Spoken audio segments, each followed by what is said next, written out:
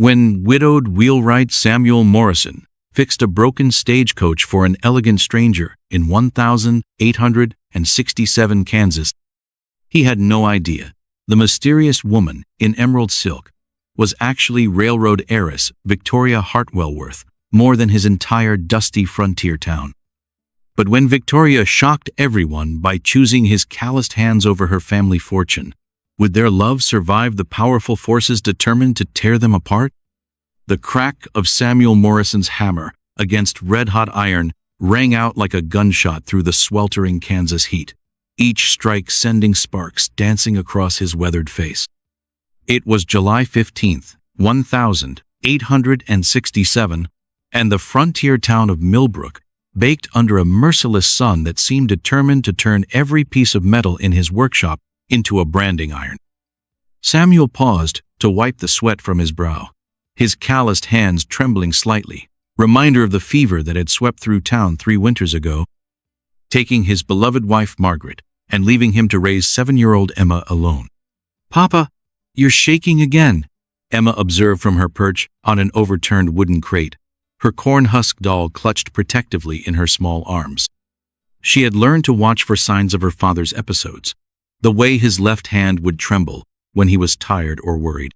"Just the heat, little sparrow," Samuel lied gently, setting down his hammer and reaching for the water bucket. The cool liquid felt like heaven against his parched throat, but it did nothing to ease the deeper thirst, the longing for companionship that had settled in his chest like a stone. Their workshop sat at the edge of Millbrook's main street, a dusty thoroughfare that connected the Kansas Pacific Railroad depot to the handful of businesses that kept the town alive. Most days, Samuel's customers were local farmers needing wagon repairs or the occasional traveling merchant with a broken wheel. The work was honest, but barely paid enough to keep food on their table and a roof over their heads. "Tell me again about the places the stagecoach goes," Emma said, her young voice filled with the kind of wonder that only children possess. She loved hearing stories about the wider world beyond their small town, places where ladies wore silk dresses and gentlemen carried gold pocket watches. Samuel smiled despite his exhaustion. "Well, the Butterfield stage comes through here twice a week, carrying passengers from Kansas City all the way to Denver. Some folks are heading west to find gold, others are running from troubles back east. Do you think any of them are running towards something good instead of away from something bad?" Emma asked her question, carrying more wisdom than her years should have allowed. Before Samuel could answer, the thunder of hoofbeats and the creaking of leather harnesses announced the arrival of the afternoon stage. Through the open doorway of his shop, Samuel could see the familiar dust cloud approaching, but something was wrong. The stage was moving too fast, swaying dangerously from side to side, as the driver fought to maintain control. "Get back, Emma!" Samuel shouted, pushing his daughter behind a stack of iron bars as the stagecoach careened past their workshop. The sound of splintering wood and the horse's panicked whinnying filled the air as the vehicle came to a violent stop just 50 yards down the street. Samuel grabbed his tool bag and ran toward the disabled coach, his bootmaker's instincts taking over. The left rear wheel hung at an impossible angle, its wooden spokes shattered like kindling. The axle had snapped clean through, leaving the coach tilted precariously to one side. "Everyone all right in there?" Samuel called out, approaching the passenger compartment cautiously. The door swung open, and a vision in emerald green silk stepped down onto the dusty street with surprising grace, considering the chaos that had just occurred. She was unlike any woman Samuel had ever seen in Millbrook, tall and elegant, with golden hair pinned up in a style that spoke of eastern cities and fine breeding. Her traveling dress, though now wrinkled from the journey, was made of fabric that probably cost more than Samuel earned in a month. But it was her eyes that caught his attention, intelligent green eyes that seemed to take in everything around her with sharp interest rather than the disdain he might have expected from someone of her obvious station. "I believe we've had what you might call a catastrophic failure," she said, her voice carrying the refined accent of someone who had received the finest education money could buy. Despite the circumstances, there was a hint of amusement in her tone that Samuel found unexpectedly appealing. "Yes, ma'am.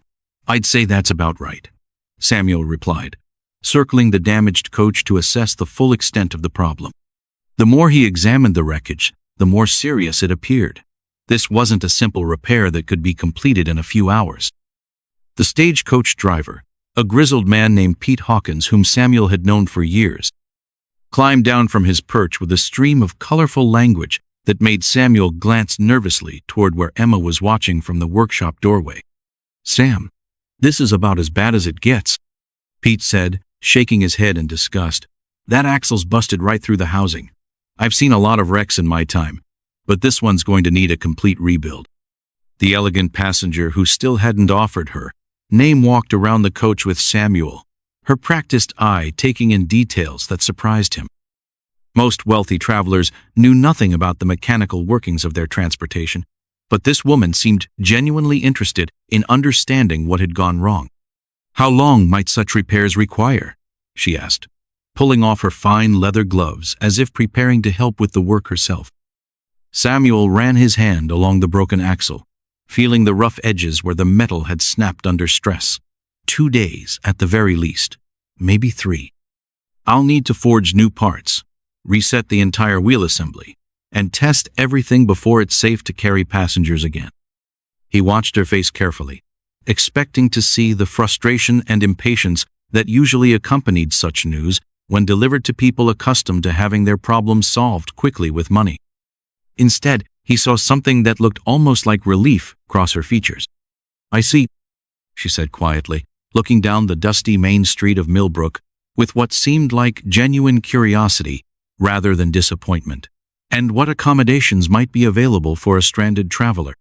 "There's Mrs. Henderson's boarding house," Samuel offered, though he felt obligated to add, "though it's not what someone of your background might be accustomed to." The woman's laugh was warm and genuine, completely free of the artificial politeness he might have expected. "My background has been rather thoroughly disrupted today, it seems. Perhaps a change of accommodations is exactly what I need." The sun hung low in the western sky, painting the dusty streets of Millbrook in shades of gold and amber as Victoria Hartwell, though she had yet to reveal her name to the kind, wheelwright found herself in the most unusual situation of her 25 years. Standing in the doorway of Samuel Morrison's modest workshop, she watched him work with an intensity that had nothing to do with mere curiosity about mechanical repairs. "Mama used to say that watching Papa work was like watching magic," Emma said softly, appearing at Victoria's elbow with the quiet way children have of materializing when adults least expect them. "She said his hands could make broken things whole again." Victoria felt her heart clench at the child's words, hearing the note of loss that Emma probably didn't even realize she was expressing. "Your mama sounds like she was a very wise woman. She was the prettiest lady in all of Kansas," Emma continued, settling onto her favorite crate to watch her father shape heated metal with precise, powerful strikes. "Papa says I have her eyes, but I think I have his stubborn chin."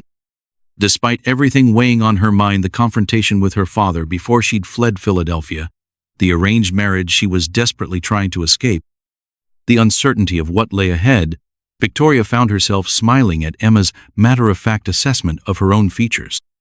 "Stubborn chins can be quite useful," Victoria said seriously. "They help you stand up for what matters." Samuel glanced up from his work, catching the exchange between his daughter and the mysterious stranger. Something in the woman's voice when she spoke to Emma made him pause mid-strike. There was a gentleness there that seemed genuine, not the calculated charm he'd observed in the few wealthy travelers who had passed through Millbrook over the years. "Emma, why don't you show our guest where she might wash up before supper?" Samuel suggested, though he immediately worried that the offer might seem presumptuous. "That is, if you'd care to join us. It's nothing fancy, just beans and cornbread, but you're welcome to share what we have." Victoria felt something shift inside her chest at the simple invitation. In her world of elaborate dinner parties and carefully orchestrated social events, genuine hospitality had become as rare as honesty. Here was a man offering to share his modest meal with a complete stranger, asking nothing in return except perhaps the pleasure of her company. "I would be honored," she said, meaning it more than she had meant anything in months. As Emma led her toward the small cabin behind the workshop, Victoria caught sight of the simple but tidy interior through the open door. Everything spoke of careful economy furniture that had been mended multiple times, clothes that had been patched with loving precision, books that had been read so often their pages were soft with handling. Yet there was something about the space that felt more like home than her father's mansion in Philadelphia ever had. "Papa built our table himself," Emma announced proudly, running her small hand along the smooth wooden surface. "He says it's not fancy, but it's strong enough to last forever." Victoria examined the table more closely, noting the careful joinery and the way the wood had been polished to a warm glow. "It's beautiful work. Your father is very skilled. He can fix anything," Emma said with the absolute confidence that children have in their parents. "Well, almost anything. He couldn't fix Mama when she got sick, but he says some things are too big for anyone to fix." The matter-of-fact way Emma spoke about her mother's death broke Victoria's heart. She had never experienced real loss or sheltered life had protected her from the harsh realities that people like Samuel and Emma faced every day. Yet here was this child, dealing with tragedy, with a strength that put Victoria's own struggles into perspective. Samuel appeared in the doorway, his face and hands scrubbed clean but his work clothes still bearing the honest stains of his trade. "I hope you don't mind simple fare," he said, ladling beans from a pot that hung over the fire. "We don't often have company for meals." "Simple fare sounds perfect," Victoria replied, accepting the tin plate he offered her. The beans were seasoned, with just a touch of salt pork and herbs, and the cornbread was golden and still warm from the oven. She couldn't remember the last time food had tasted so good. As they ate, Emma chattered about her day, the book she was reading, the wildflowers she'd picked for their table, the baby rabbits she'd spotted near the creek. Samuel listened with the patient attention of a father who cherished every word his daughter spoke, occasionally asking questions that encouraged her to elaborate on her observations. "You're a very good listener," Victoria observed, watching the easy interaction between father and daughter.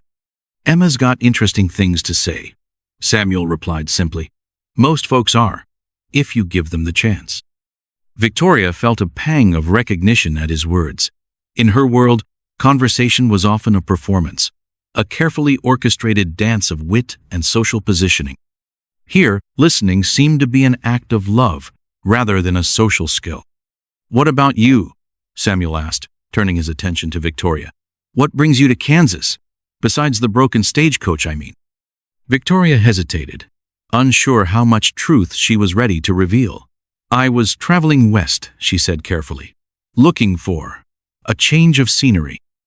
Samuel nodded, seeming to understand that there was more to her story than she was willing to share.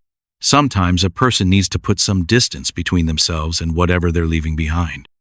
"Yes," Victoria said quietly, "sometimes they do."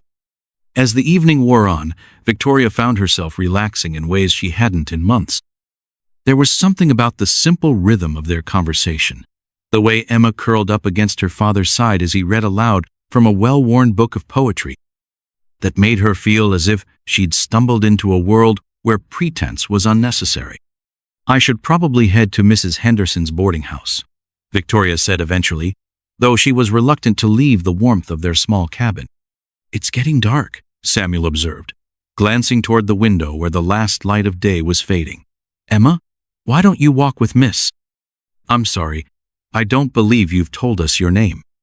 Victoria felt her heart skip a beat. She had been so careful to avoid revealing her identity, knowing that the Hartwell name would change everything. But looking into Samuel's honest eyes, she felt the weight of deception settling uncomfortably on her shoulders.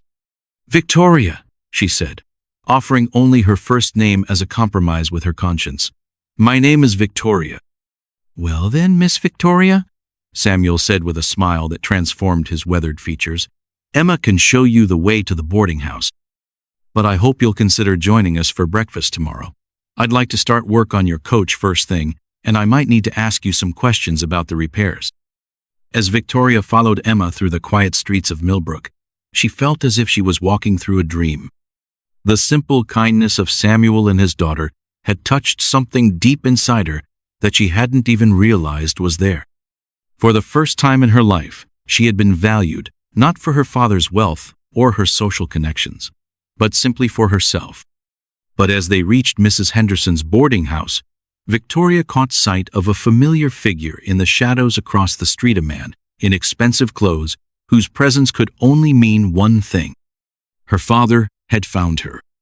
Victoria's blood turned to ice water in her veins as she recognized the silhouette lurking near the general store. Her father's most trusted enforcer, Marcus Webb, had somehow tracked her to this remote Kansas town.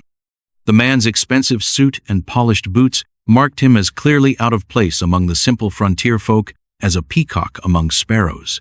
Yet there he stood, patient as a spider waiting for its prey to stumble into the web. "Miss Victoria, are you feeling poorly?"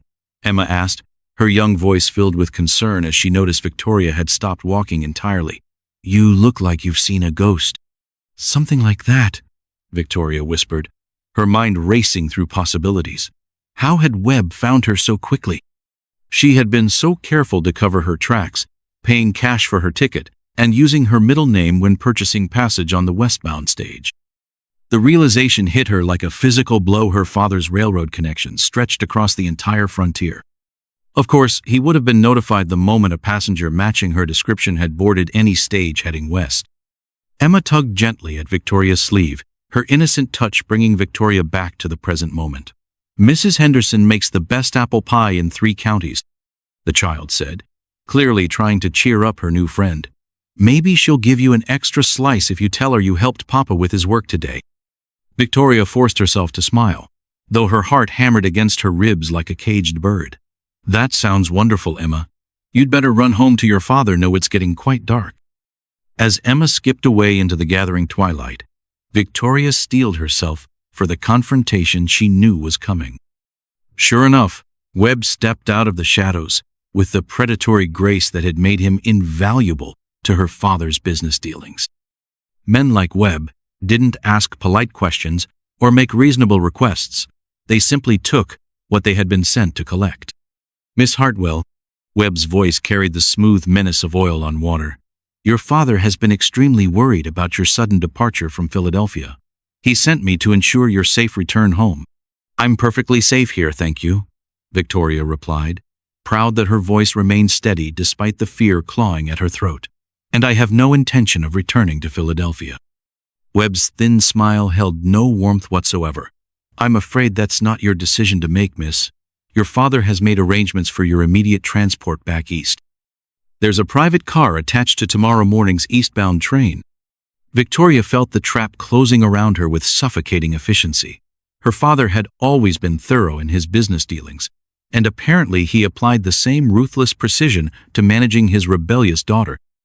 But something had changed during her brief time in Millbrook. She had tasted freedom, experienced genuine kindness, and discovered that there were people in the world who valued her for reasons that had nothing to do with her inheritance. "What if I refuse to go?" Victoria asked, though she suspected she already knew the answer. Webb's expression didn't change, but his hand moved slightly toward the inside of his jacket, a gesture that spoke volumes about the methods he was prepared to employ. "Your father anticipated that possibility. He's prepared to be quite persuasive in his arguments for your return." The boarding house door opened behind Victoria, spilling warm yellow light onto the dusty street. Mrs. Henderson appeared in the doorway, her matronly figure backlit by the oil lamps within. "Victoria, dear, are you coming in? I've got your room all ready, and there's still some stew warming on the stove." Webb stepped back into the shadows at the interruption, but Victoria could feel his presence like a cold weight pressing against her shoulders. She managed to maintain her composure as she followed Mrs. Henderson inside, but her mind was already working frantically to devise some means of escape. The boarding house was exactly what Victoria had expected, clean but spare, with the kind of practical furnishings that prioritized function over beauty. Mrs. Henderson led her up a narrow staircase to a small room under the eaves, chattering cheerfully about the weather and the upcoming harvest festival. "You're welcome to join us for breakfast at 6, Mrs. Henderson said, setting a pitcher of water on the washstand. "Most of our guests prefer to get an early start on their travels." Victoria nodded and smiled, playing the part of a grateful traveler while her thoughts churned with desperate possibilities. Once Mrs. Henderson departed, Victoria moved to the small window and peered through the lace curtains. Webb was still there, now positioned where he could watch both the front and back entrances to the boarding house. Her father had trained his enforcer well. There would be no simple escape under cover of darkness. Meanwhile, across town in the Morrison cabin, Samuel was experiencing his own moment of revelation as he tucked Emma into her narrow bed. His daughter's innocent questions about their dinner guest had stirred something in his heart that he'd thought dead and buried with his beloved Margaret. "Papa, do you think Miss Victoria will stay in Millbrook for a while?" Emma asked, her eyes bright with hope in the lamplight. Samuel considered the question carefully, remembering the way Victoria had listened to Emma's chatter with genuine interest, the grace with which she had accepted their simple meal, the mysterious sadness that seemed to shadow her green eyes. "I think Miss Victoria has troubles of her own to sort through, little sparrow. Folks like her don't usually stay long in places like this." "But what if she wanted to stay?" Emma persisted with the relentless logic of childhood. "What if she liked it here?" Samuel felt his heart skip a beat at the possibility his daughter was suggesting. He had spent 3 long years convinced that his chance for companionship had died with Margaret, that his duty was simply to raise Emma as best he could and find what contentment he might in honest work.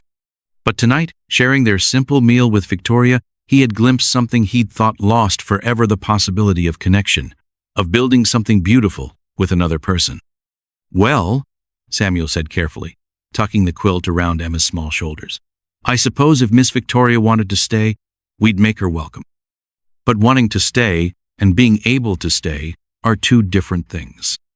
Emma's brow furrowed with the concentration of someone working through a complex problem. "What do you mean, Papa?" Samuel struggled to find words that would explain the harsh realities of social class and economic disparity to his 7-year-old daughter. Sometimes people have responsibilities or obligations that take them away from places they might want to be. Miss Victoria is a lady of quality. She's got family and connections back east that probably expect her to return. But what if she doesn't want to go back? Emma asked with the devastating directness that only children possess. Samuel felt his chest tighten with emotion he wasn't prepared to examine too closely. "Then I suppose she'll have to decide what matters most to her, what other people expect, or what makes her happy." As he extinguished the oil lamp and made his way to his own simple bed, Samuel found himself hoping, against all reasonable expectation, that Victoria might choose happiness. But experience had taught him that people of wealth and breeding rarely chose the difficult path of genuine connection over the easy comfort of social convention. Back at the boarding house, Victoria lay awake staring at the ceiling and listening to the night sounds of the frontier town. Somewhere in the darkness, Webb was watching and waiting, ready to drag her back to a life of gilded captivity and arranged marriage. But here, in this simple room above Mrs. Henderson's kitchen, Victoria felt more alive than she had in years. Tomorrow would bring a reckoning. She could feel it approaching, like a storm on the horizon. But tonight, for the first time in her privileged life, Victoria Hartwell was preparing to fight for something that truly mattered to her. The question was whether she had the courage to see that fight through to its conclusion, whatever the cost might be. Dawn broke over Millbrook like a crimson promise, painting the dusty streets in shades of hope and warning as Victoria pressed herself against her boarding house window, watching Samuel's workshop come to life in the early morning light. She had not slept thou, could she, knowing that Webb lurked somewhere in the shadows, waiting for the perfect moment to complete his mission and drag her back to Philadelphia like a runaway child. Samuel emerged from his cabin, stretching his arms toward the rising sun, and Victoria felt her heart flutter in a way that had nothing to do with fear. There was something about the man's quiet strength, his gentle way with Emma, his honest pride in his work, that called to a part of her soul she hadn't even known existed. For 25 years, she had been surrounded by men who saw her as a prize to be won, a connection to be exploited, a fortune to be married. Samuel Morrison was the first man who had ever looked at her and seen simply Victoria. "You're up early, dear Mrs. Henderson observed, bustling into the room with a breakfast tray that filled the air with the scents of fresh biscuits and honey.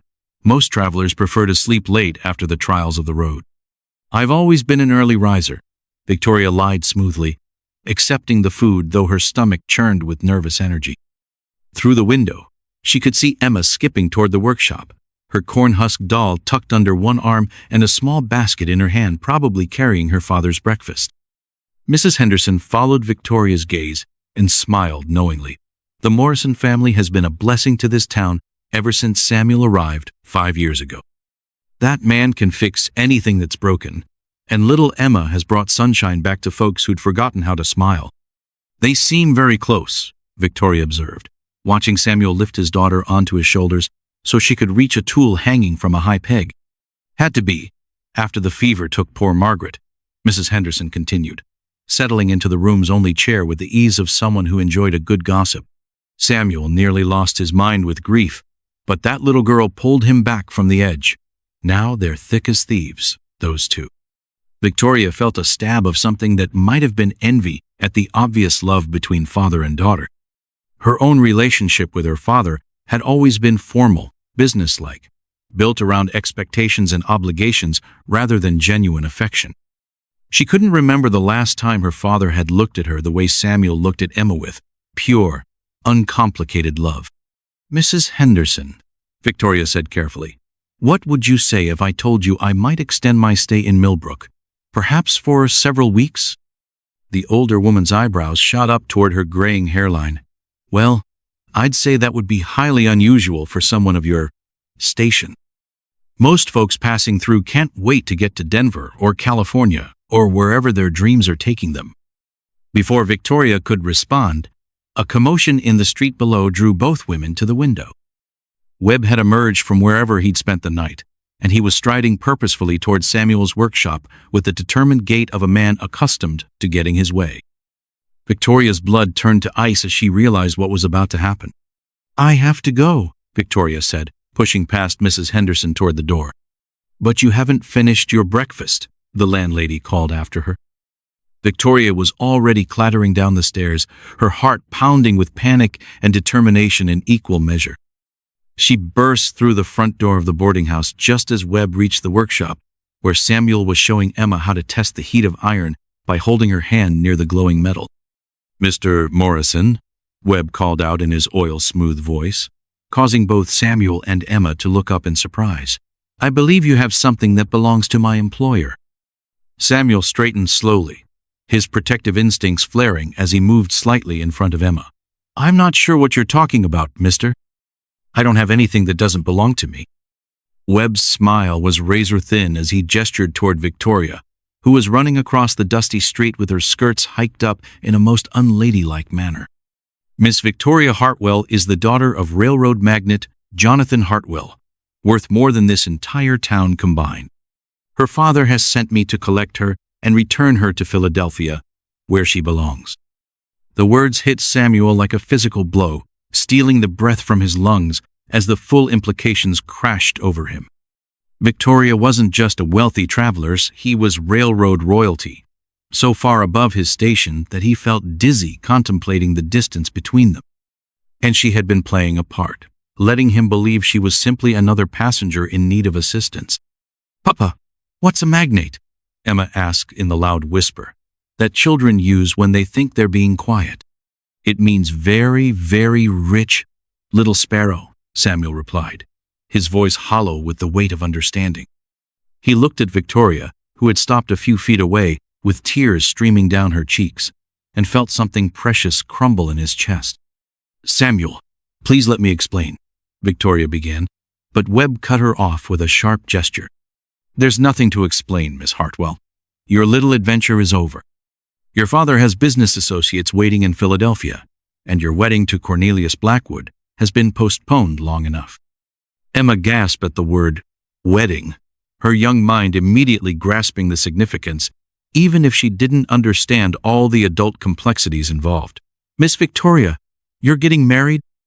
Victoria knelt down to Emma's level, ignoring Webb's impatient shifting and Samuel's stony silence.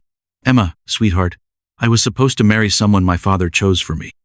But I ran away because I didn't want to marry someone I don't love. Then don't marry him, Emma declared with the absolute certainty of childhood. Mama always said people should only marry for love. Webb snorted derisively. Love is a luxury that people of Miss Hartwell's position cannot afford. She has responsibilities, obligations, a duty to her family's business interests. And what about her duty to herself? Samuel asked quietly, his voice carrying a strength that made even Webb pause. What about her right to choose her own path? Rights are for people who can't afford them, Webb replied coldly. Miss Hartwell's comfort and security depend entirely on her father's goodwill. Without his financial support, she would be reduced to this. He gestured dismissively at the simple workshop, the modest cabin, the honest poverty that surrounded them. Victoria felt anger flare in her chest like a struck match. This? You mean a life where people value each other for who they are rather than what they own? A place where a man's worth is measured by the quality of his work and the love he shows his daughter? Webb's expression hardened. Pretty words, Miss Hartwell, but winter is coming. When the cold sets in and the food runs short, when this man's arthritis makes it impossible for him to work, when medical bills pile up and there's no money to pay them, then we'll see how much your romantic notions are worth. Samuel flinched at Webb's casual mention of his condition, the tremor in his hands that spoke of future limitations he tried not to think about. The man was right.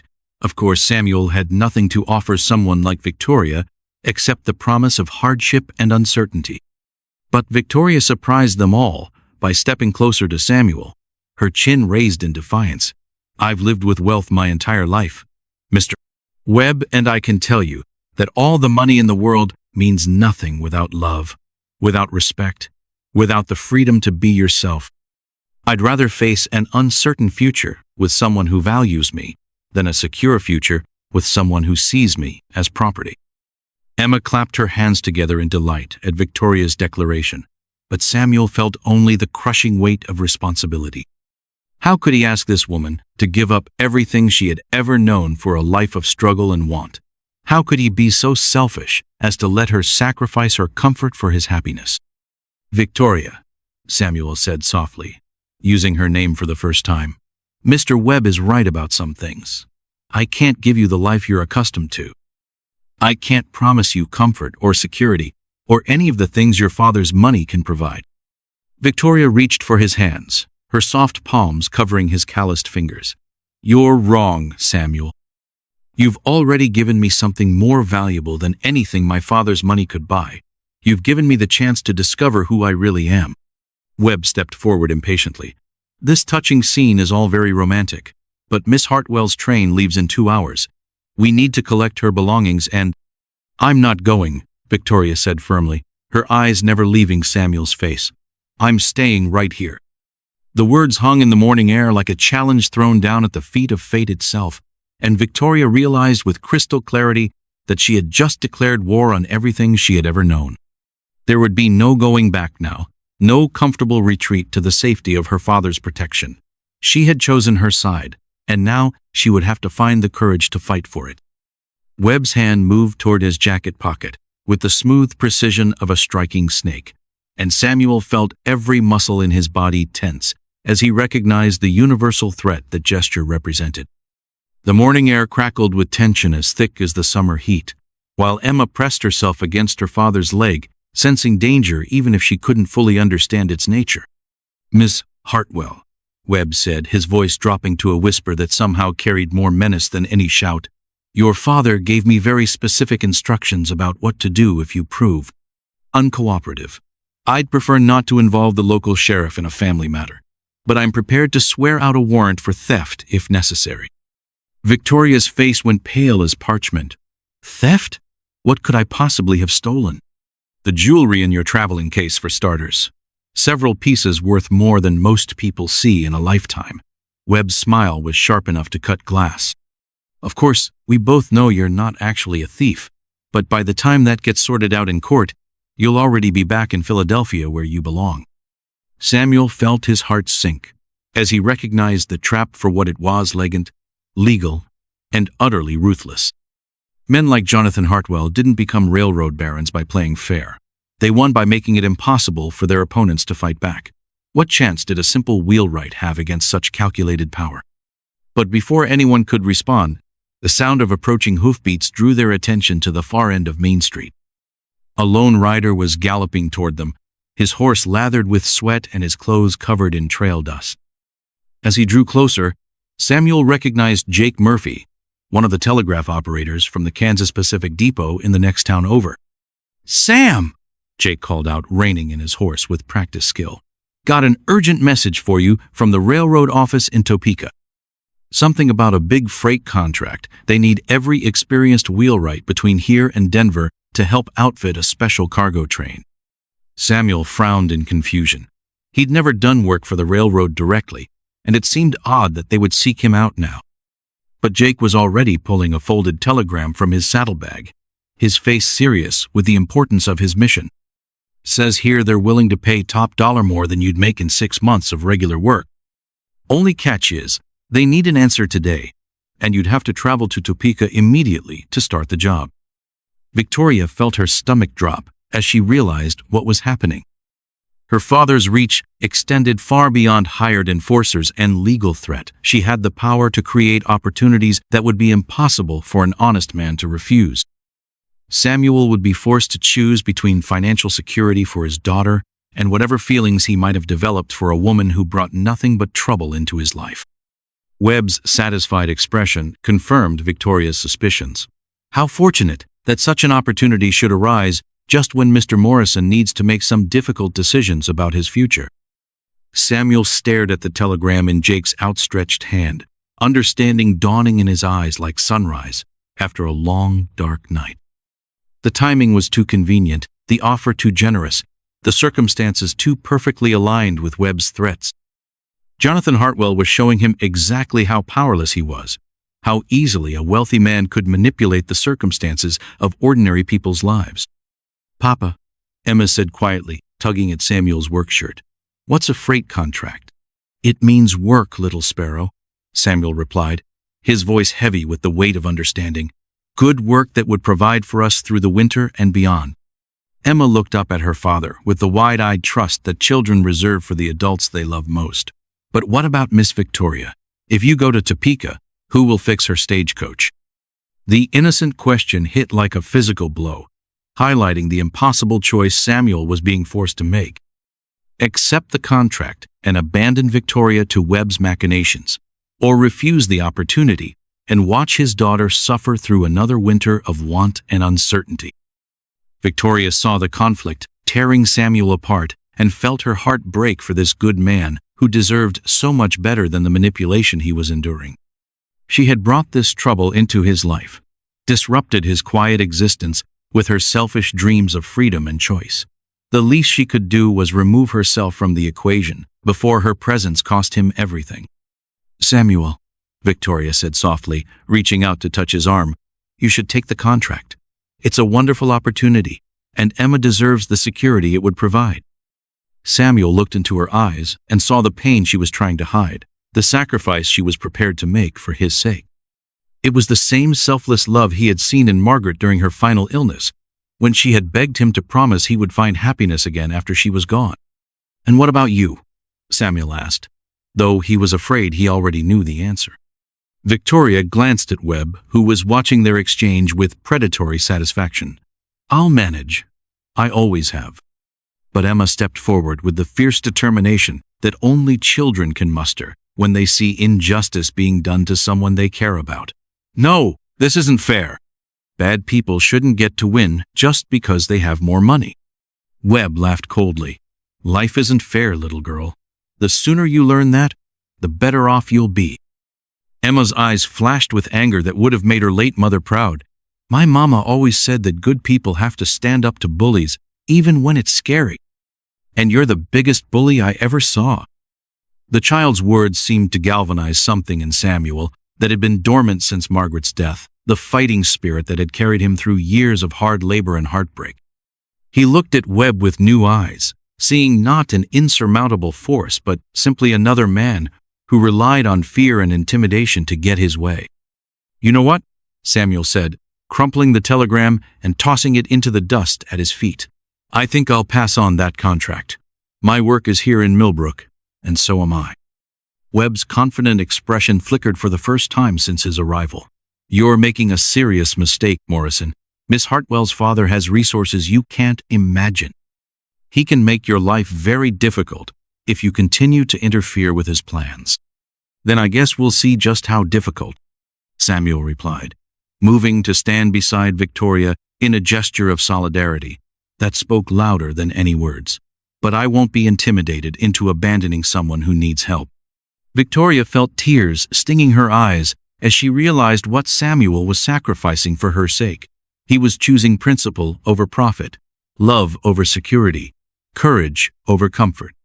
It was everything she had hoped to find in a man and had begun to believe didn't exist. Jake Murphy, still mounted on his exhausted horse, looked around at the tense tableau with growing confusion.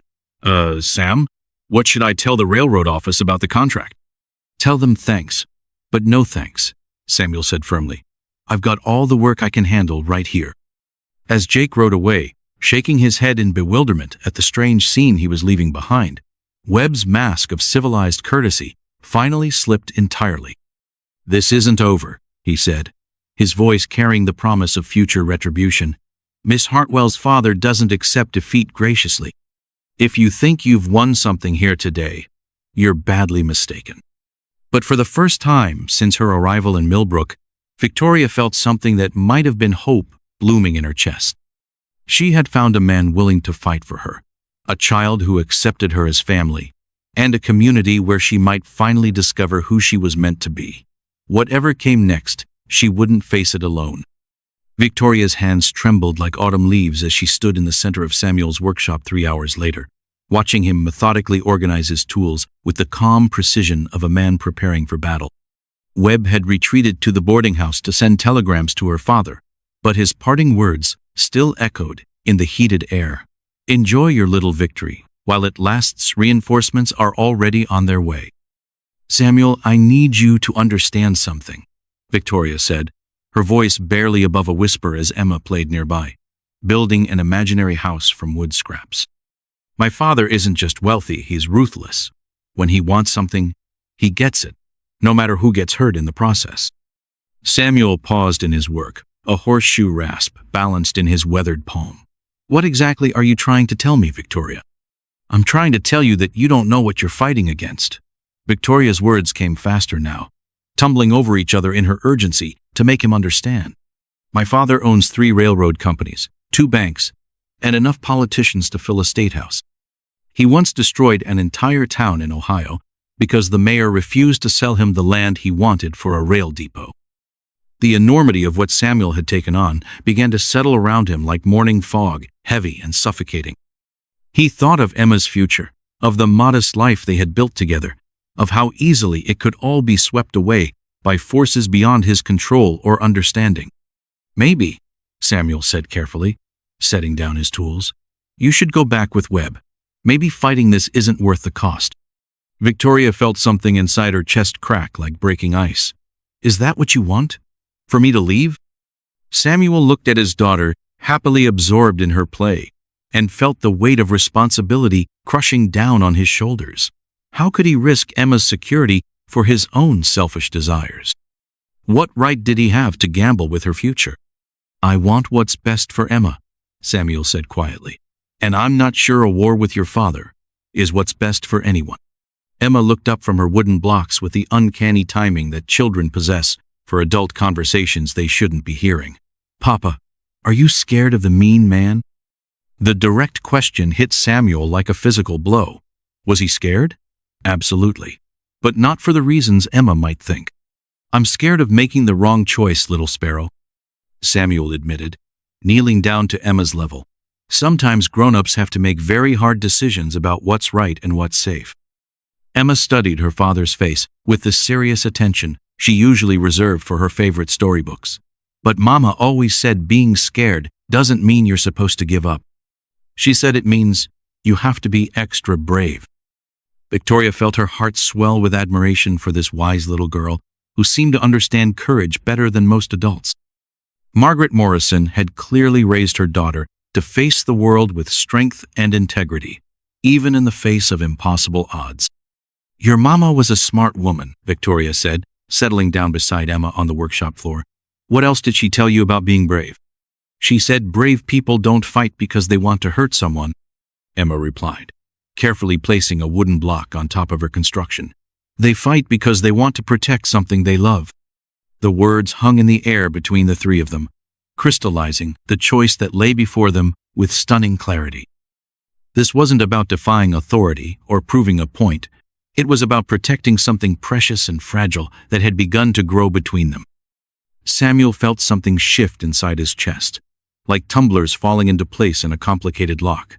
Emma's right, he said, standing up with new determination.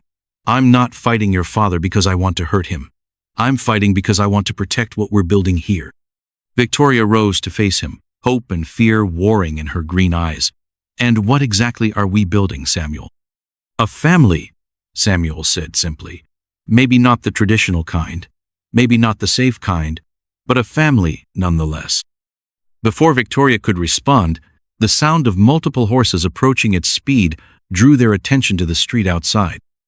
Through the open doorway of the workshop, they could see a cloud of dust approaching from the east too, much dust for a single rider, or even a small group.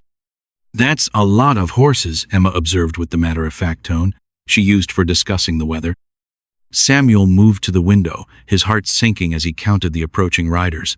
At least a dozen men, all mounted on quality horses and wearing the kind of clothes that spoke of serious money and serious intent. At their head rode a figure that made Victoria gasp with recognition. Her father himself, Jonathan Hartwell, had come to Millbrook to reclaim his wayward daughter. Victoria, Samuel said urgently, there's still time for you to go to him, to tell him you've changed your mind. But Victoria was already moving toward the cabinet where Samuel kept his father's old hunting rifle, her face set with grim determination. How many bullets do you have for this? Victoria, no! Samuel caught her arm before she could reach the weapon. We're not going to shoot our way out of this. Then what are we going to do? Victoria demanded, her composure finally cracking under the strain. My father doesn't negotiate, Samuel. He doesn't compromise or show mercy to people who stand in his way. Emma stood up from her blocks, brushing the dust from her simple dress with dignity that belied her 7 years. We're going to tell the truth, she announced with absolute conviction. We're going to tell everyone who will listen that love is more important than money.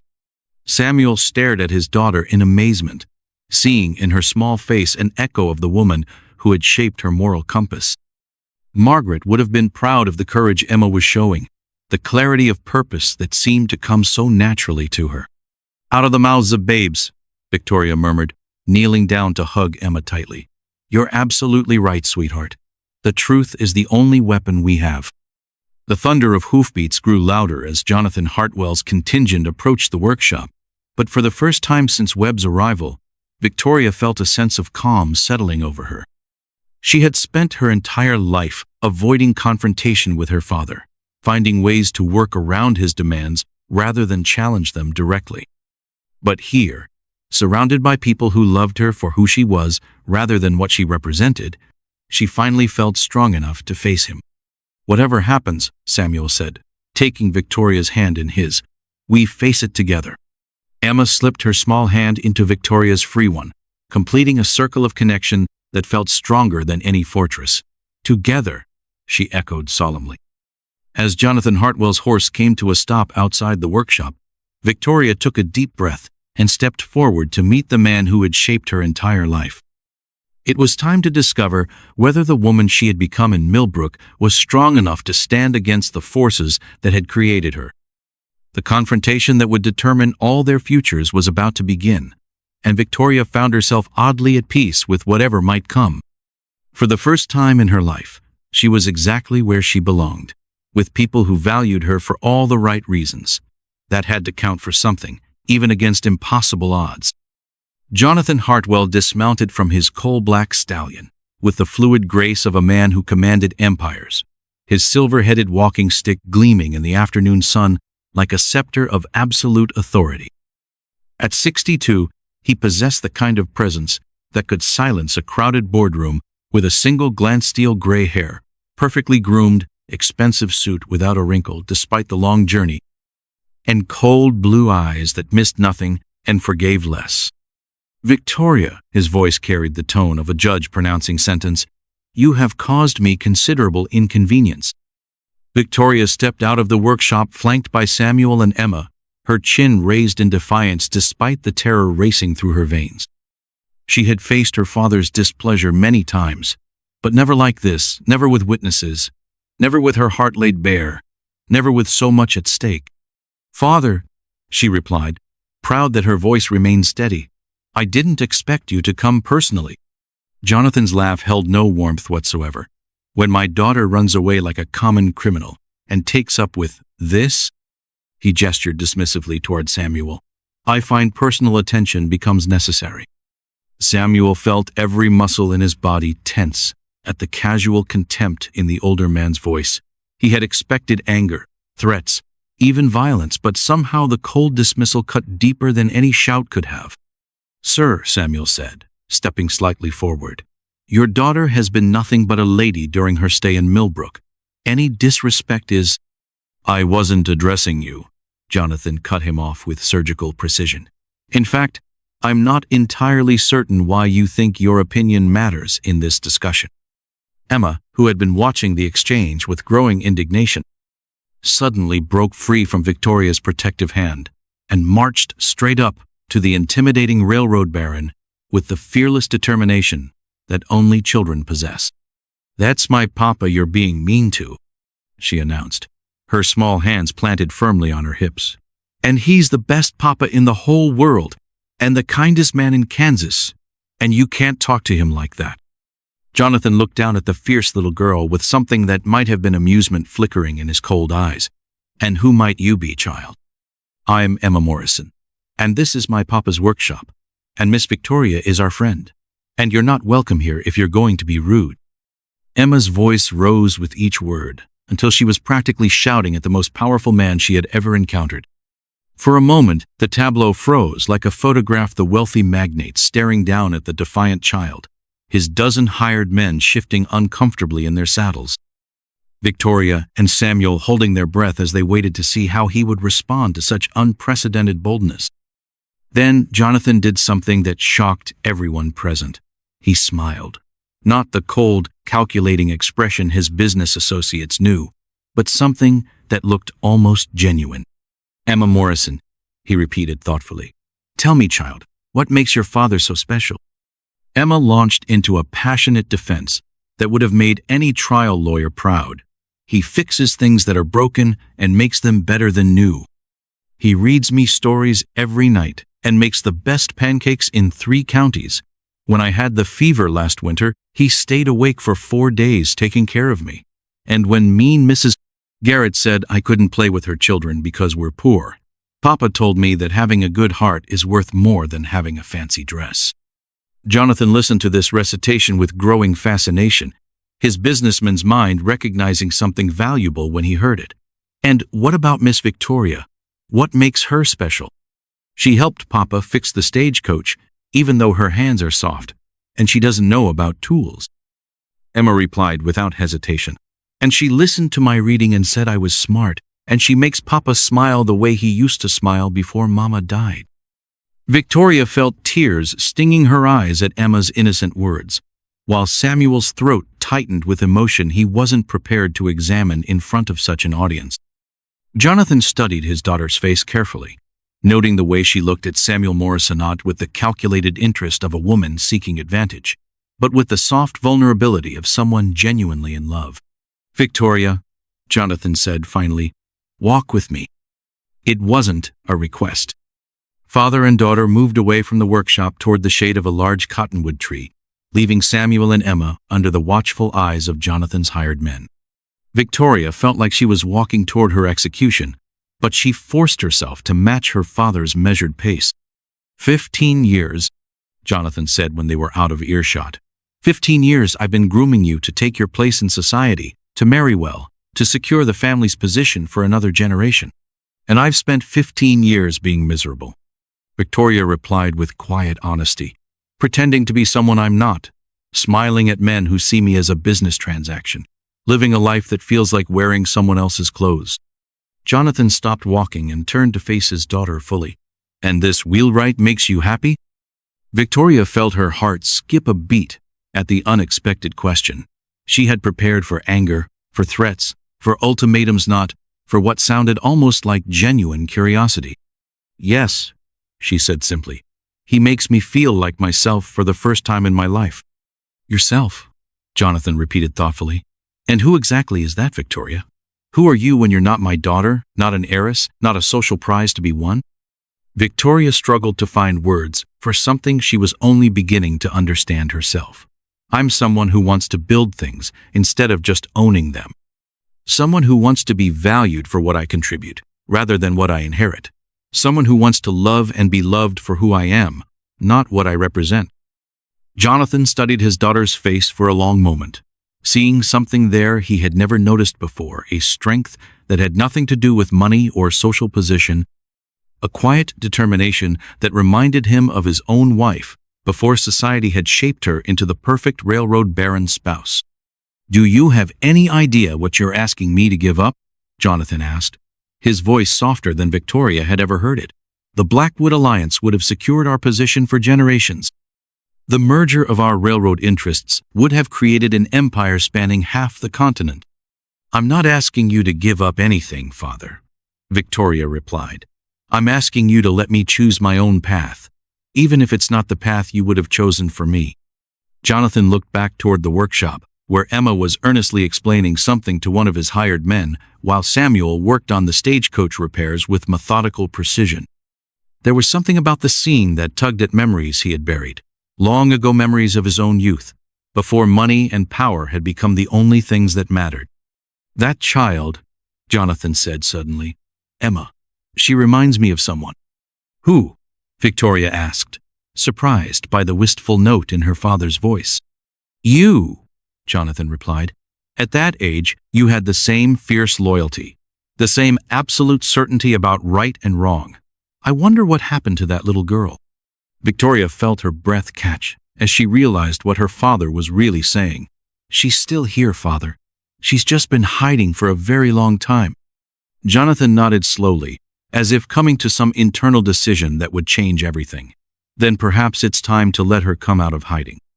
The words hung between them like a bridge spanning an impossible chasm, and Victoria felt hope blooming in her chest like the first flower of spring. Maybe, just maybe, her father was capable of surprising her after all. The setting sun painted Millbrook's main street in shades of gold and crimson as Jonathan Hartwell stood before his assembled men like a general addressing his troops. But the battle he was preparing to fight was not the one anyone expected. His hired hands shifted restlessly in their saddles, confused by their employer's prolonged conversation with his wayward daughter and uncertain about what orders they might receive.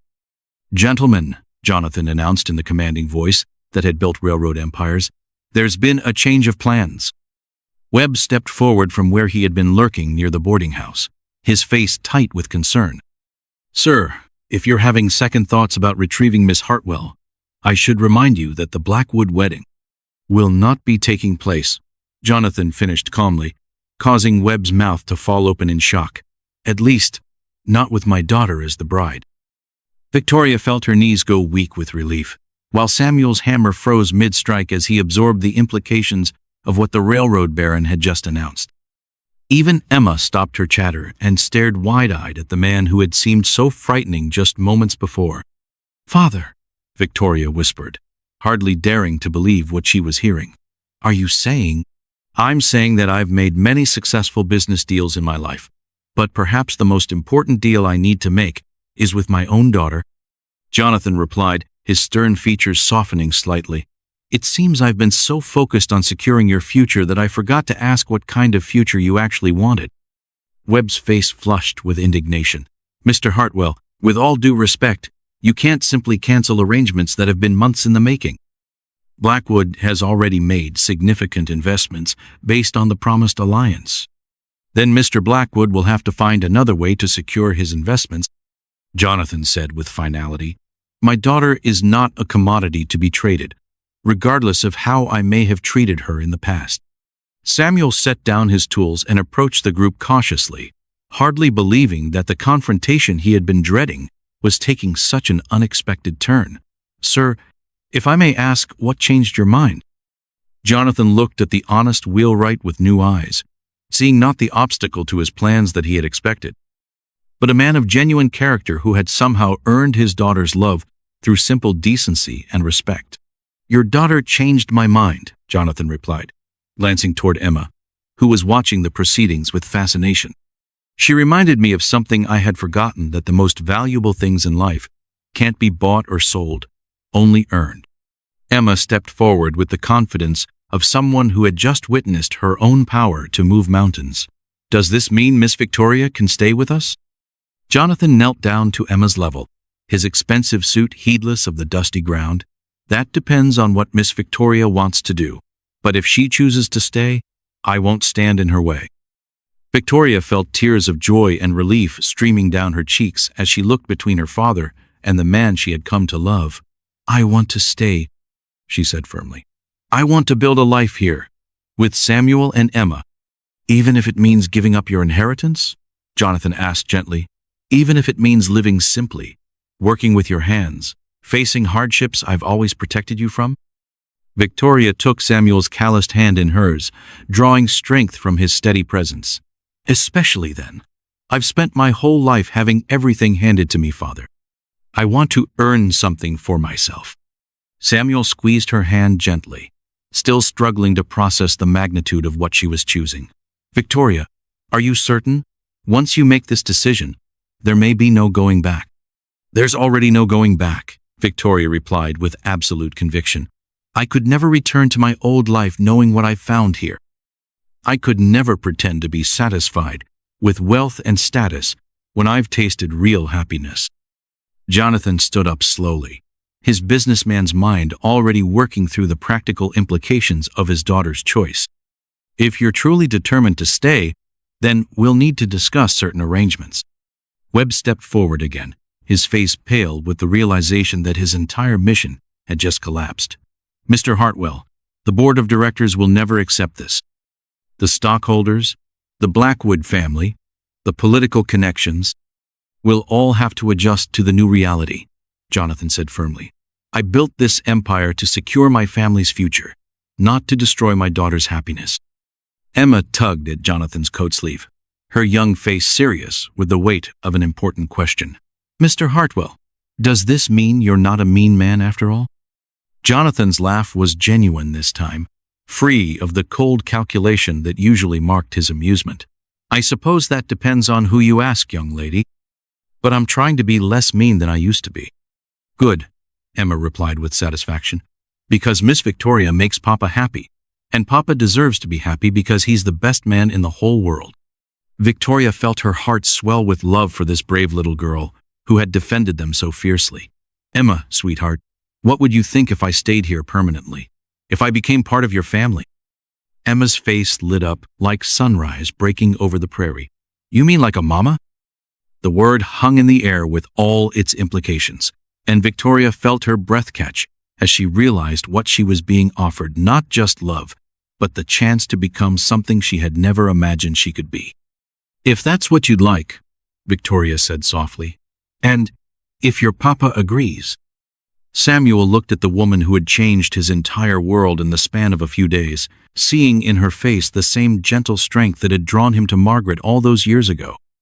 But this was different. This was a love born of choice rather than circumstance, tested by adversity rather than sheltered by ease. "I can't promise you riches," Samuel said, his voice thick with emotion, "but I can promise you love, respect, and a place where you'll always belong." "That's all I've ever wanted," Victoria replied, and meant it with every fiber of her being. As the sun set over Millbrook, painting the sky in brilliant shades of promise, Jonathan Hartwell found himself doing something he hadn't done in decades, putting his daughter's happiness above his own ambitions. It was a business decision of sorts, though not the kind he was accustomed to making. Sometimes, he realized, the most profitable investment was in the things that couldn't be measured in dollars and cents. The future stretched ahead of them, uncertain but filled with possibility, and for the first time in her life, Victoria Hartwell felt truly wealthy in all the ways that mattered. The morning frost crunched beneath Victoria's boots like broken glass as she made her way to Samuel's workshop 6 weeks later. Her breath forming small clouds in the crisp October air that carried the promise of an early winter. In her hands, she clutched a letter that had arrived on the morning stage, a letter that could change everything they had fought so hard to build together. "Samuel," Victoria called out, her voice tight with worry, as she found him bent over the forge, shaping a new wheel rim with the patient precision that had first drawn her to watch him work. "We need to talk." Samuel looked up from his work, immediately noting the tension in Victoria's posture, and the way she held the envelope like it might contain a snake. "Bad news?" "I don't know yet," Victoria admitted, sinking onto the wooden crate that had become her favorite perch during the long hours she spent learning Samuel's trade. "It's from Cornelius Blackwood. He wants to meet with me." Emma, who had been sorting iron nails by size in the corner of the workshop, looked up with the sharp attention that children give to adult conversations that might affect their world. "Isn't he the mean man you were supposed to marry?" "Yes, sweetheart," Victoria replied, smoothing Emma's dark hair with trembling fingers. "He's the man my father wanted me to marry before I came here." Samuel set down his hammer with deliberate care, his mind already working through the implications. "What does he want?" Victoria broke the wax seal and unfolded the expensive paper, her eyes scanning the precisely written lines. "He says he's in Kansas City on business and would like to discuss our mutual situation before returning to Philadelphia. He'll be at the Grand Hotel tomorrow evening." "You don't have to see him," Samuel said firmly, wiping his hands on his leather apron. "You don't owe him anything." But Victoria was already shaking her head, her practical mind working through the possibilities. He wouldn't have come this far just to accept defeat gracefully. Cornelius never does anything without a purpose, and that purpose usually involves getting what he wants. Emma abandoned her nail sorting and came to stand beside Victoria, her young face serious with concern. "What if he tries to make you go back with him?" Victoria pulled Emma into a fierce hug, drawing strength from the child's solid warmth. "Then he'll discover that I'm much braver than I used to be, thanks to you and your papa." Samuel studied Victoria's face, seeing the determination there but also the lingering fear. She had grown stronger during her weeks in Millbrook, learning to work with her hands, finding her place in their small community, discovering who she was when stripped of wealth and status. But Cornelius Blackwood represented everything she had left behind, and Samuel knew the power that past could hold over a person. "I'll come with you," Samuel said, the decision settling in his chest like a stone. "If you're going to face him, you won't do it alone." "Samuel, no," Victoria protested immediately. "This is my problem to solve. I won't drag you into—" "You're not dragging me anywhere," Samuel interrupted gently. "I'm choosing to stand with you, just like you chose to stay with us. That's what families do." The word families hung in the air between them, carrying all the weight of the relationship they had been building together. In the 6 weeks since her father's unexpected blessing, Victoria had thrown herself into learning the skills she would need for their simple life: cooking, mending, keeping house, even helping in the workshop when Samuel's hands shook too badly to hold his tools steady. "Besides," Emma added with the practical wisdom that never failed to surprise the adults around her, "if you go alone, we'll just worry about you the whole time. If Papa goes with you, at least we'll know someone's watching out for you." Victoria felt her heart swell with love for this extraordinary child, who had accepted her so completely into their family. "What about you, little sparrow? Who will watch out for you while we're gone?" Mrs. Henderson said I could help her with the evening meal preparations, Emma replied proudly. "She's teaching me how to make apple pie, and she says I have natural talent with pastry." Samuel smiled at his daughter's enthusiasm, remembering how Margaret had possessed the same gift for making friends wherever she went. Emma had inherited her mother's warm heart along with her stubborn chin, and he knew she would be perfectly safe with the kindly boarding housekeeper. "Then it's settled," Samuel said, making the decision that would carry them forward into whatever confrontation awaited. "We'll take the morning stage to Kansas City, meet with Blackwood, and be back tomorrow night." Victoria nodded, grateful beyond words for Samuel's steadfast support but also terrified of what Cornelius might have planned. She had learned enough about her former fiancé's character to know that he never accepted defeat without extracting some form of revenge, and she couldn't shake the feeling that his request for a meeting was really a trap disguised as civilized discourse. That evening, as they sat around their simple table, sharing a meal of venison stew and fresh bread, Victoria found herself memorizing every detail of the Sanitha way the lamplight caught the silver threads in Samuel's dark hair, the animated way Emma described her day at school, the comfortable silence that fell between them as they ate. This was happiness, she realized. This was what she had been searching for without even knowing it. "Victoria," Samuel said softly after Emma had been tucked into bed, "are you having second thoughts about tomorrow?" Victoria considered the question honestly, examining her feelings with the same care Samuel used to test the strength of a newly forged wheel rim. "I'm frightened," she admitted. "Not of Cornelius himself, but of what he represents. He's part of the world I came from, the world that shaped me for 25 years. What if being around him again reminds me of things I've forgotten? What if I start to doubt the choices I've made?" Samuel reached across the table to take her hand, his calloused fingers warm and strong against her palm. "Then you'll remember that choosing to be here wasn't about running away from something, it was about running towards something better." "And what if he offers me something I can't refuse?" Victoria asked, voicing her deepest fear. "What if he has some way to force me back into my old life?"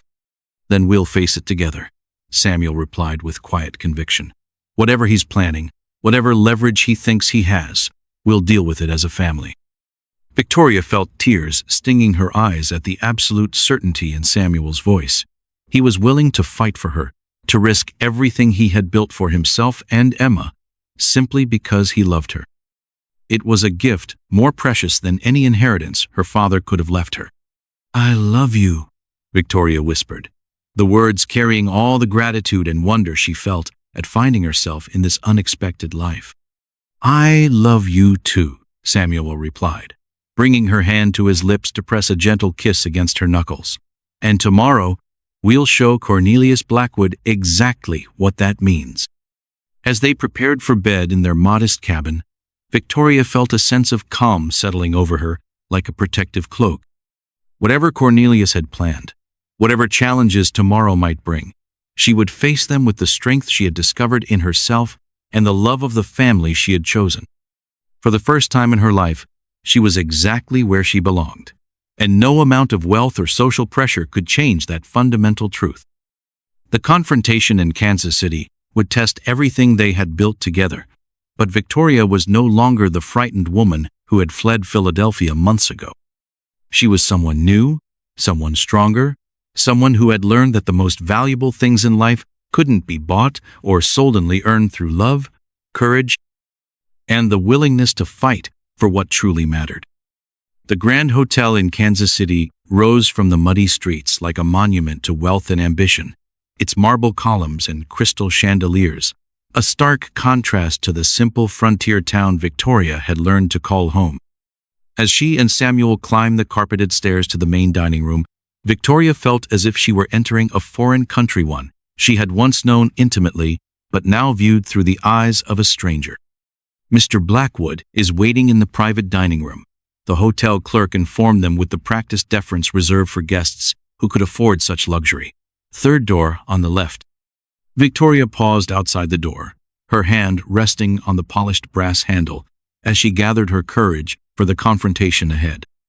Through the frosted glass, she could see Cornelius's familiar silhouette, impeccably dressed, radiating the confidence of a man who had never been denied anything he truly wanted. "Remember," Samuel murmured beside her, "whatever he says, whatever he offers, you don't have to decide anything today." Victoria nodded, drawing strength from Samuel's presence as she pushed open the door. Cornelius Blackwood rose from his chair with theatrical grace, his perfect smile not quite reaching his calculating gray eyes. At 35, he possessed the kind of polished handsomeness that came from expensive tailors and careful grooming. But Victoria noticed now what she had been too sheltered to see before: the cold emptiness behind his charm. "Victoria, my dear," Cornelius said, moving forward as if to embrace her before stopping short at the sight of Samuel's protective stance. "You look different." Victoria felt Samuel's hand brush against hers in silent support as she took in Cornelius's appearance. His suit probably cost more than most people in Millbrook earned in a year. His gold pocket watch gleamed with ostentatious wealth, and his manicured hands had never known a day of honest labor. "I feel different," Victoria replied honestly. "Country life agrees with me." Cornelius's laugh held no warmth. "Yes, I can see that. Though I must say, your father's description of your situation hardly prepared me for such a dramatic transformation." "What exactly did my father tell you?" Victoria asked, settling into the chair Samuel held for her, while noting how Cornelius's eyes tracked every gesture of courtesy between them. "That you had fallen under the influence of some frontier blacksmith and convinced yourself you were in love," Cornelius replied with casual cruelty. "He asked me to speak with you before taking any drastic action regarding our engagement." Samuel felt his jaw clench at the dismissive tone, but Victoria's hand on his arm kept him silent. This was her battle to fight, her past to confront and overcome. "Our engagement was never real, Cornelius," Victoria said firmly. "It was a business arrangement between you and my father that I never agreed to." Cornelius settled back in his chair, his fingers steepled in the gesture Victoria remembered from countless tedious conversations about their supposed future together. "Perhaps not explicitly, but you certainly enjoyed the benefits of our understanding.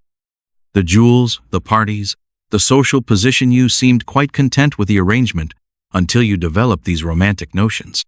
"I was content because I didn't know anything else was possible," Victoria replied, surprised by the steadiness of her own voice.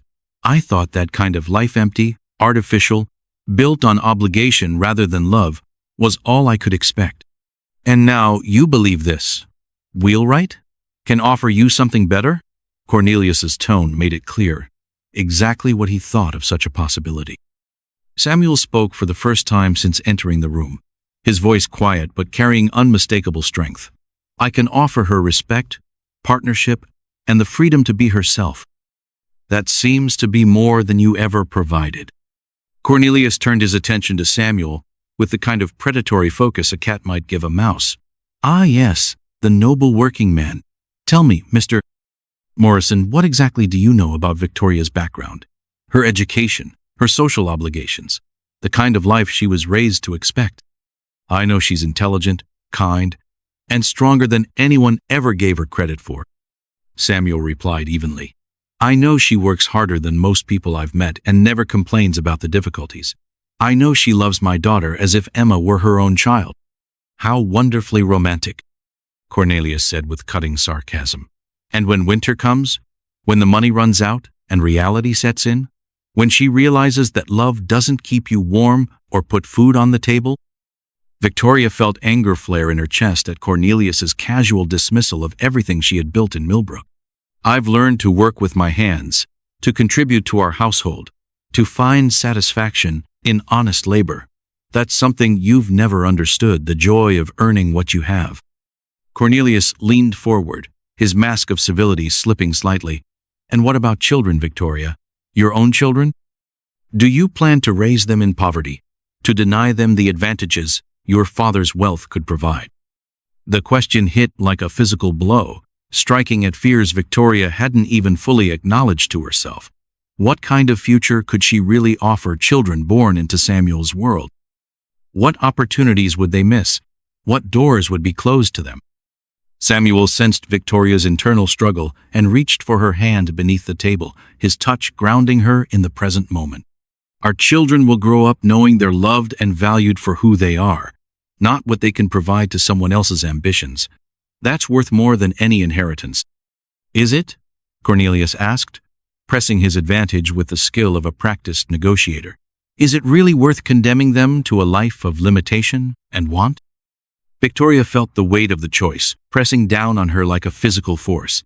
She thought of Emma's bright curiosity, her hunger for knowledge and stories of the wider world. Could she really ask any child to give up the advantages her father's wealth could provide?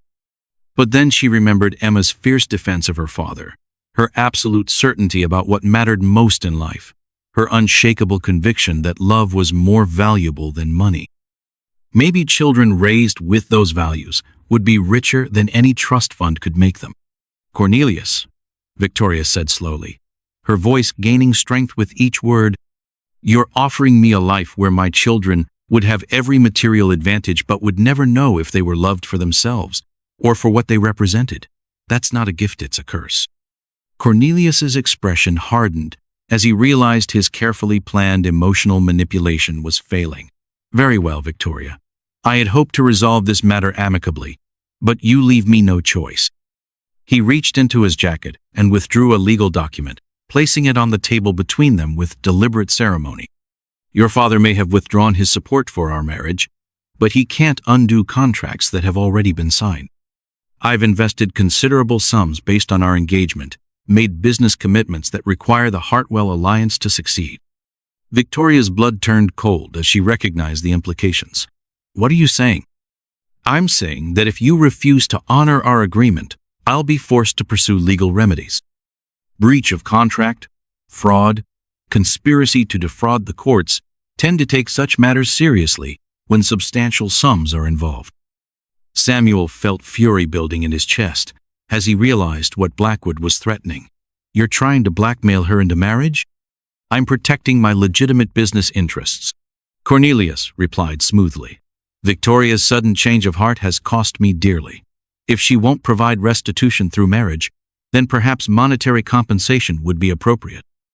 Victoria stared at the document, seeing her freedom slipping away like sand through her fingers. Even if her father supported her choice, he couldn't protect her from legal consequences of agreements made before their reconciliation. Cornelius had found the one weapon that could force her back into his web of control and manipulation. But as the weight of the trap settled around her, Victoria felt something unexpected rising in her chest, not despair, but a fierce determination that surprised her with its intensity. She had tasted freedom, experienced real love, discovered her own strength and worth. She would not surrender those gifts without a fight, no matter what the cost might be. The battle for her future was about to begin in earnest, and Victoria found herself oddly eager for the confrontation ahead.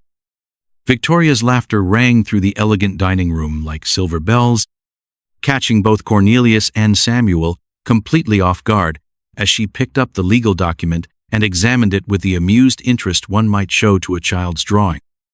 The sound was so unexpected, so genuinely delighted, that even the hotel's refined waitstaff paused in their duties to glance toward their private room.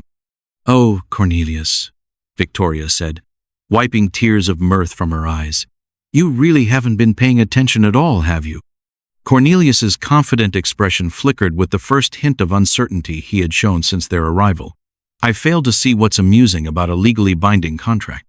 "What's amusing?" Victoria replied, setting the document down with exaggerated care, "is that you're threatening to sue someone who no longer has any money to take." Samuel watched this exchange with growing amazement, seeing a side of Victoria he had never witnessed before: sharp, strategic, utterly fearless in the face of intimidation. This wasn't the frightened woman who had stepped off the stagecoach months ago, but someone who had discovered her own power. "What exactly do you mean?" Cornelius demanded, his polished composure beginning to crack around the edges. Victoria leaned back in her chair with the relaxed confidence of someone holding all the winning cards. "I mean that 3 weeks ago, I formally renounced my inheritance and signed over all claims to my father's estate to various charitable organizations. The Victoria Hartwell you're trying to blackmail no longer exists, legally speaking." The words hit Cornelius like a physical blow, his face going pale as the implications crashed over him. "That's impossible. Your father would never allow—" "My father suggested it," Victoria interrupted smoothly. "He said it was the only way to ensure that my choices were truly my own, free from the kind of manipulation you're attempting right now."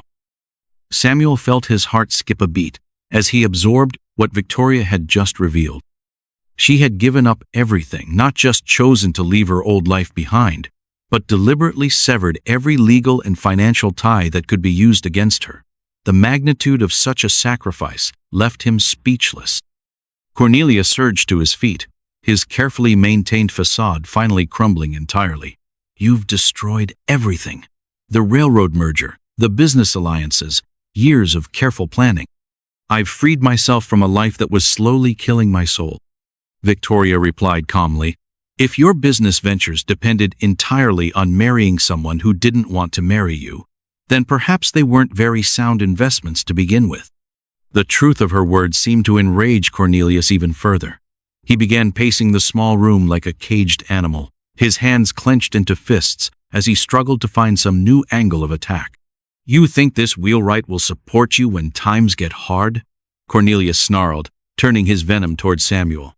"When his arthritis makes it impossible for him to work?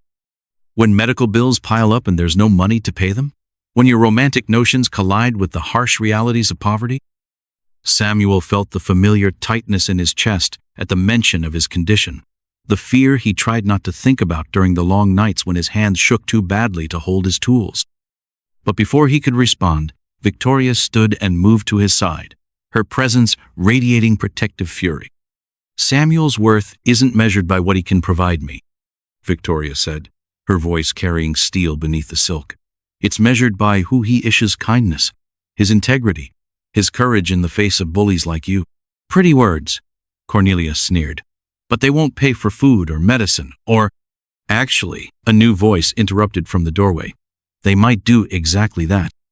All three turned to see Jonathan Hartwell entering the room, his presence commanding immediate attention despite his travel-worn appearance. Behind him stood a man Victoria didn't recognize, tall, distinguished, with the bearing of someone accustomed to authority. "Father!" Victoria exclaimed, rising to embrace him. "What are you doing here?" "Cleaning up some unfinished business," Jonathan replied, his cold gaze fixed on Cornelius. "Mr. Blackwood, I'd like you to meet Judge William Crawford of the Philadelphia Superior Court." Cornelius went rigid as he recognized the implications of the judge's presence. "Jonathan, what is the meaning of this?" Judge Crawford stepped forward, producing his own set of legal documents. "Mr. Blackwood, you're being served with a warrant for your arrest on charges of fraud, embezzlement, and conspiracy to defraud investors." The words seemed to echo in the suddenly silent room as Cornelius stared at the papers in horror. "That's impossible. I haven't done anything illegal." "Haven't you?" Jonathan's voice carried the satisfaction of a man who had finally cornered his prey. "The railroad investments you made, based on your engagement to my daughter, were funded with money stolen from other investors. The Philadelphia District Attorney has been building a case against you for months." Samuel watched this revelation unfold, with the fascination of someone witnessing justice being served after years of watching the powerful escape consequences for their actions. But Victoria looked stricken, her face pale with the realization of how thoroughly she had been deceived. "You knew," Victoria whispered to her father. "You knew what kind of man he was when you arranged our engagement." Jonathan's expression softened as he met his daughter's accusing gaze. "I suspected, but I didn't have proof until recently. I thought I could control him, use his greed to benefit our family's interests. I was wrong, and I'm sorry." Judge Crawford gestured toward the door, where two federal marshals had appeared to escort their prisoner. "Mr. Blackwood, you need to come with us." As Cornelius was led away in handcuffs, his confident mask finally completely destroyed, Victoria felt a strange mixture of relief and sadness. Relief that the threat to her happiness had been removed. Sadness that so much of her past had been built on lies and manipulation. "Victoria," Jonathan said quietly after the room had cleared, "there's something else you need to know." Victoria braced herself for another revelation, wondering what other secrets her father had been keeping. "What is it?" "The inheritance you renounced?" "I never actually processed the paperwork." Jonathan's slight smile carried a hint of the cunning that had made him successful in business. "I wanted you to have the freedom to choose without coercion, but I also wanted to make sure you had options if you ever needed them." Victoria stared at her father in amazement. "You mean I'm still wealthy?" "Yes, though it doesn't matter. Unless you want it to matter." Jonathan looked between his daughter and Samuel, seeing the love that connected them like an invisible thread. "The money will always be there if you need it, but it doesn't have to define who you are or how you live." Samuel felt overwhelmed by the magnitude of what had just occurred. In the space of an hour, the threat that had hung over their happiness had been removed. Victoria's past had been resolved, and their future had been secured in ways he had never imagined possible. "What happens now?" Samuel asked, hardly daring to hope that their struggles might finally be over. Victoria turned to him with eyes shining with love and possibility. "Now we go home to Emma and begin the life we've chosen together. Everything else is just details." As they prepared to leave Kansas City and return to their simple life in Millbrook, Victoria felt a sense of completion she had never experienced before. All the loose threads of her past had been woven together into a tapestry that finally made sense, and the future stretched ahead of them bright with promise and possibility. The first snowflakes of winter were beginning to fall like tiny white blessings as Victoria stood in the doorway of their expanded cabin, watching Samuel teach Emma how to carve wooden toys for the approaching Christmas season. 6 months had passed since the confrontation with Cornelius, and their life in Millbrook had settled into a rhythm as comfortable and reliable as Samuel's steady hammer strokes. "Mama Victoria," Emma called out, using the title that had evolved naturally over the autumn months, "look what Papa taught me to make." Victoria's heart swelled with joy every time Emma used that precious word, a reminder of how completely she had been accepted into this small family. In her hands, Emma held a delicately carved wooden horse, its mane flowing as if caught in an eternal wind. "It's beautiful, sweetheart," Victoria said, settling beside them on the porch steps that Samuel had built specifically so they could enjoy the evening air together. "Your papa is an excellent teacher." Samuel looked up from his own carvinga, detailed replica of their cabin that he planned to give Victoria for Christmas, and felt his chest tighten with emotion at the sight of his two favorite people in the world. "She's got natural talent. Her mama would have been proud." Victoria reached over to squeeze Samuel's hand, understanding the bittersweet nature of such moments when the past and present intertwined. She had learned to honor Margaret's memory rather than compete with it, recognizing that love wasn't diminished by being shared but multiplied. "Emma," Victoria said, struck by sudden inspiration, "would you like to help me with a special project?" Emma's eyes lit up with curiosity. "What kind of project?" "Well, your papa's birthday is next week, and I thought we might make him something very special together." Victoria glanced at Samuel, who was trying to look like he wasn't listening to their conversation. "What do you think he would like most?" Emma considered this question with the serious attention she gave to all important matters. "Papa always says his favorite things are the ones we make ourselves because they come from the heart." "Wise words," Victoria agreed. "So what comes from our hearts when we think about your papa?" "Love," Emma replied immediately, "and gratitude for all the ways he takes care of us, and wanting him to know that we're proud to be his family." Victoria felt tears stinging her eyes at the pure emotion in Emma's voice. This child had such wisdom, such clarity about what truly mattered in life. Then let's make something that shows him all of those things. As they bent their heads together over their secret planning, Samuel found himself marveling at the transformation that had occurred in their lives. Not just Victoria's presence, though that had certainly brought joy he had thought lost forever, but the way all three of them had grown into their roles as a family. Victoria had blossomed in ways that surprised even her, learning to cook meals that rivaled anything served in fancy restaurants, developing skills with needle and thread that could mend both clothes and hearts, discovering a gift for teaching that had led to her volunteering at the local schoolhouse. She had found ways to contribute to their community that had nothing to do with money and everything to do with the generous spirit she had always possessed but never been encouraged to express.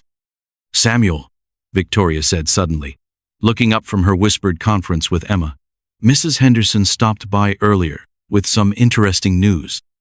Samuel set down his carving, recognizing the tone Victoria used when she had something important to discuss. "Oh? The town council is planning to build a new church, and they need someone to create all the metal work hinges, latches, decorative elements. It's a big project that could provide steady work through the winter and into next spring." Samuel felt his pulse quicken at the possibility. Such a commission would not only provide financial security, but would also establish his reputation as more than just a simple wheelwright. Did they say what kind of timeline they're looking at? Construction begins in the spring, but they want to commission the metalwork now so everything will be ready when the building is complete. Victoria paused, studying his face carefully. There's just one complication. What kind of complication? Samuel asked, though he suspected he already knew. The project is being funded by a donation from my father, Victoria said quietly. He's been corresponding with the town council about ways to contribute to Millbrook's growth and prosperity. Samuel felt conflicted emotions warring in his chest. Pride that his work was valued enough to be chosen for such an important project, but also concern about accepting what might be seen as charity from his wife's wealthy father. Samuel, Victoria said gently, reading his thoughts with the intuition that had developed between them, my father isn't offering this work because he feels sorry for us. He's offering it because you're the best craftsman within 100 miles, and he recognizes quality when he sees it. Emma looked up from her carving with the directness that had become her trademark. Papa, Mama Victoria is right. You made our wagon wheel so strong it could probably hold up a mountain. If Mr. Hartwell wants you to make things for the church, it's because he knows you'll do the best job. Samuel looked at his daughter's earnest face and felt his resistance crumbling. She was right. Of course, false pride was a luxury they couldn't afford, especially when accepting the work would benefit not just their family, but the entire community. All right, Samuel said finally, I'll accept the commission, but I want to make sure everyone understands that this is business, not charity. Victoria's smile was radiant as she leaned over to kiss his cheek. No one who sees your work could ever mistake it for charity. You're going to create something beautiful that will last for generations. As the snow continued to fall around their little family, covering Millbrook in a blanket of pristine white, Victoria felt a sense of peace settle over her that had nothing to do with financial security and everything to do with the love that surrounded her. They had faced challenges that might have destroyed a weaker bond: social pressure, financial uncertainty, the interference of powerful people with their own agendas, but they had emerged stronger for having weathered those storms together. You know what I love most about our life? Victoria said, watching Samuel and Emma work side by side on their carvings. What's that? Samuel asked, glancing up with eyes that held all the warmth she could ever want.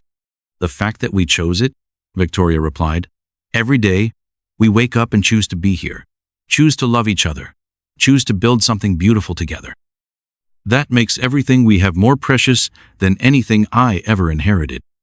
Emma looked up from her carving with the satisfied expression of someone who had just solved a complex puzzle. Mama Victoria, is that what happiness looks like? Victoria considered the question, looking around at their simple surroundings, the modest cabin Samuel had built with his own hands, the workshop where he created useful things from raw materials, the small garden where they grew their own vegetables, the life they had constructed from love and determination and honest work. Yes, sweetheart, Victoria said softly. This is exactly what happiness looks like. As the evening settled around them and they prepared to go inside for supper, Victoria felt grateful beyond words for the journey that had brought her to this moment. She had traded a fortune for something far more valuable than knowledge of who she really was and the love of people who valued her for exactly that person. It was, she realized, the best bargain she had ever made.